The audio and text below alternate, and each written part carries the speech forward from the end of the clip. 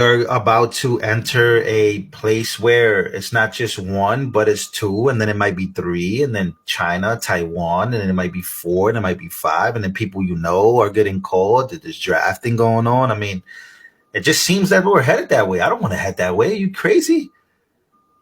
Blessed the peacemakers, man. That's what God said. Blessed the peacemakers. Blessed the merciful, because they shall receive God's mercy. I think that's what I read on the Bible, man. I was just watching a lot of the Bible stuff, man. Like, I don't know. The Bible is revealing itself, and it's hitting home a lot more nowadays. Maybe I'm wrong, but I do want to play this episode from Tucker Carlson where he talks about, because he's the only voice on the right that actually has common sense when it comes to this stuff, man. He is the only, like, he is bringing balance to Republicans and the right and conservatives. He's the only one talking about peace. Let's take a listen to this. If you serve in the U.S. Congress or in the executive branch of government, you have a moral duty to think this way. It's your job. You serve the United States and its population. You have no moral authority except to the extent that you represent your fellow Americans. That's our system.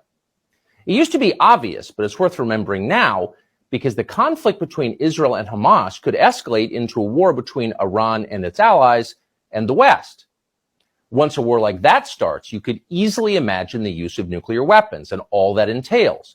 Millions dead, the collapse of the global economy. At the very least, you could see an unprecedented energy crisis here.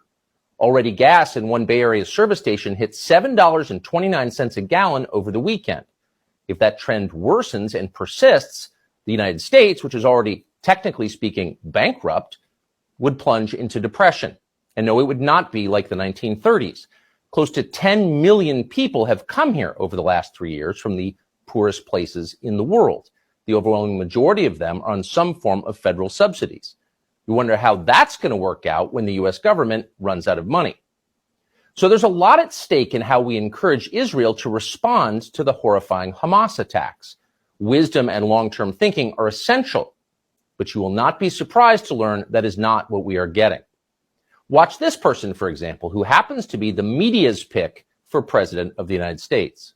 This is not just an attack on Israel. This is an attack on America, because they hate us just as much. This was an attack on America, she says, when in fact it was not. And for that reason, we must, quote, finish Iran, a nation of nearly 90 million people. What are we watching here? This is not sober leadership. She's a child, and this is the tantrum of a child, ignorant, cocksure, bloodthirsty. Yet no one in Washington scolded her for it. In fact, they aped her hysteria. Here's fellow neocon Lindsey Graham just spelling it out and calling for the bombing of Iran. So I've been on the phone all day to the Mideast, and I've told our allies and people with connections to Iran, what I would do, I would tell Iran that if Hezbollah attacks Israel, we're going to come after you, the Iranians, and have a coordinated effort between the United States and Israel.